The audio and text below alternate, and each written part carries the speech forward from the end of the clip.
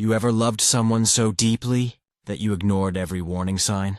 I did, and it almost destroyed me, because when I found out the woman I loved, the one I protected, trusted, and would have done anything for, she could see the whole time. Yeah, you heard me right. She wasn't blind. She was pretending, and the reason why will haunt me for the rest of my life. Before I tell you how it all fell apart, hit that like button and subscribe. Because if you've ever trusted the wrong person, you'll want to hear how this story ends. My name's Ethan, and for most of my life, I believed love was about sacrifice, giving without asking for anything back. That belief made me gentle, but it also made me easy to play. She saw that. From the first day we met, she had this calm, innocent smile, the kind that makes you drop your guard. Funny, right? How the people who seem the safest are often the ones holding the knife. I didn't question her blindness, not once. When she told me she couldn't see, I just wanted to protect her. I read to her, guided her across streets, held her hand when she looked afraid. But now, when I close my eyes, I can still feel her fingers tighten on mine, like she knew exactly what she was doing.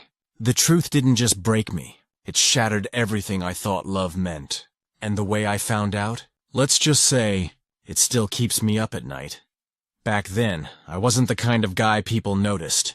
I kept my head down, worked long hours at a local bookstore, and lived a quiet life that most would call boring. But to me, it was safe, predictable. No surprises meant no heartbreaks. Until the day she walked in. She asked for an audiobook. Her voice soft, careful, like she was trying to memorize every sound around her. Her white cane tapped the floor as she moved, and something in me just froze. She wasn't like anyone I'd met before. There was this warmth about her, a grace that pulled people in. I remember thinking, who looks that peaceful in a world this cruel? We talked that day, just a few minutes, nothing deep. But when she smiled and said, "You have a kind voice," I swear something inside me shifted. I didn't know it yet, but that was the start of everything. The next few weeks, she kept coming back. Always the same seat by the window. Always asking for help finding new books. I told myself I was just being nice, but deep down, I was falling, hard. There was something about the way she trusted me, the way she tilted her head to listen. It made me want to protect her. And for the first time in a long time, I wasn't afraid to feel. I thought maybe, just maybe, fate was finally being kind. But looking back now, I should have known. No story that starts, that perfectly ends without pain. The days turned into weeks, and somehow, she became part of my routine without me even realizing it. I'd wake up looking forward to our conversations. The way she laughed at my terrible jokes.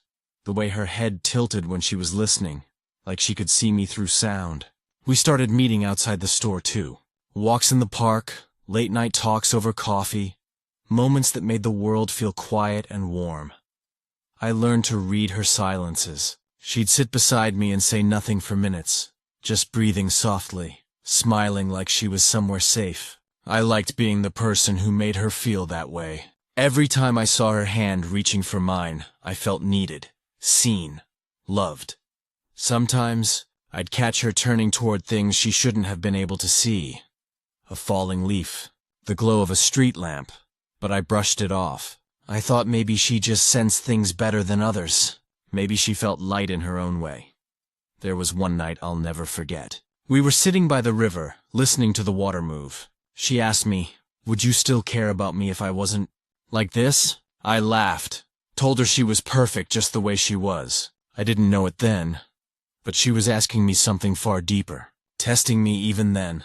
She squeezed my hand and whispered, "Good." I didn't think much of it. I just smiled, believing I'd found something real. But love built on trust can turn into a trap before you even see it coming. It started small, things most people wouldn't even notice. One afternoon, I saw her flinch, not at a sound, but at a shadow passing over her face. It was so quick, I told myself I imagined it. Then there was the time I dropped my keys. Before I could say a word, she bent down and picked them up, perfectly, like she saw where they fell. I laughed it off. "You've got great instincts," I said. She just smiled and changed the subject. But once a seed of doubt is planted, it grows. Little moments began to stick out. The way her eyes followed people walking by, or how she seemed to avoid certain questions about her past. I tried to shake it off. Love makes you blind, ironically. I kept telling myself I was overthinking, that she trusted me, and I should trust her too. Then came the night that changed everything. We were at a cafe, her favorite one. She said she liked how it smelled of cinnamon and old books. I went to order for us, and when I came back she was staring straight at her reflection in the window. Not facing it, staring. When she heard me, she quickly looked away and reached for her cane like nothing happened. My stomach twisted. I wanted to ask, but my voice froze. I told myself, no, she wouldn't lie to you like that. But that night I couldn't sleep. Every conversation replayed in my mind. Every small detail felt like a puzzle piece I'd ignored. That's when the fear started. Not of losing her, but of what I might find if I looked closer. And one part of me desperately didn't want to know. The night I found out the truth didn't feel real. It started like any other evening. She said she was staying home to rest, that her head was hurting again. Something about her voice felt off, but I didn't question it. Not until I passed by a small art gallery downtown and saw someone inside who looked exactly like her. At first I froze. My heart was pounding so loud I could barely hear myself think. I told myself it couldn't be her. She'd never go out alone, not at night, not with her condition. But then she turned slightly, tilting her head as she studied a painting. Her eyes following the strokes of color across the canvas. Her eyes following. I stood outside that window, watching her, seeing her see, and everything inside me shattered. My hands were shaking, my throat burning, but I couldn't move. I didn't go in. I just stood there, realizing every touch, every word, every tear had been built on a lie. Later that night, I went to her apartment. She opened the door before I even knocked. That's when I knew she'd seen me. She didn't look shocked or scared, just calm, like she'd been waiting for this moment. "Ethan," she said softly, "you weren't supposed to find out like that." I wanted to scream, to demand answers, but all I could get out was, "Why?" She sighed, stepping closer. "Because I needed to know if you'd love me for who I am, not for what you think I am." Her words didn't heal me. They broke me all over again. Because behind that voice, that calculated calm, I realized she wasn't apologizing. She was just explaining the experiment. I walked away that night, but her voice still followed me home. "You passed the test, Ethan," she said. "You really did." That sentence still echoes in my head. Passed the test, as if love was a game, and I was the fool who played it blindly. A few days passed before I heard from her again. I didn't answer her calls, didn't reply to her messages. But one morning, I woke up to a letter slipped under my door. No name, just my name written in her handwriting. My hands trembled as I opened it. She said she owed me the truth, that she had once been in love with a man who left her after she lost her sight in an accident. Except she never lost it. She faked it. She did it back then too, to see who would stay when she seemed broken. That man failed her test, and in her mind, I was supposed to be different. Her proof that love still had honesty in it. Reading that letter felt like drowning in slow motion. She said she wasn't cruel, just curious. She wanted to know if anyone could love beyond what they could see. I kept rereading those lines. "I needed to be sure you were real." It sounded poetic at first, until I realized how twisted it was. She watched me cry, watched me worry, watched me rearrange my life to make hers easier. All for an experiment. I wasn't her partner. I was her subject. She said she'd fallen in love with me for real somewhere in between the lies. But how do you believe love from someone who built it out of deception? That night, I sat alone in the same spot by the river where we used to talk. I thought about every laugh, every touch, every "I trust you" she whispered. And it hit me.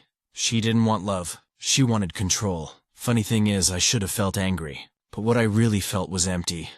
Like she'd stolen not just my trust, but the part of me that believed love was pure. And yet, a part of me still missed her. That's the cruelest part of all. After the letter, I didn't see her again. Weeks went by, and I tried to pretend life was normal. Going to work, making small talk, forcing a smile when people asked if I was okay. But inside I was hollow. Every familiar place felt like a ghost of us. The bookstore, the park bench, even the sound of her favorite songs. All of it reminded me of how deeply I'd been played. I wasn't angry anymore.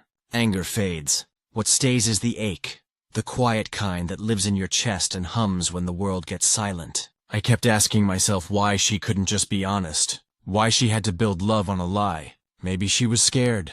Maybe I was too. One night, I went back to that river again. The water moved the same way it always had, slow and endless. I looked up at the stars and realized how blind I'd been. Not to her lies, but to my own hope. I wanted so badly to believe that love could fix the broken parts of me that I ignored every sign it was breaking me further. I learned something in that silence. Love isn't about passing someone's test. It's about choosing them, even when you don't have to prove a thing. Trust isn't earned through games. It's built through truth.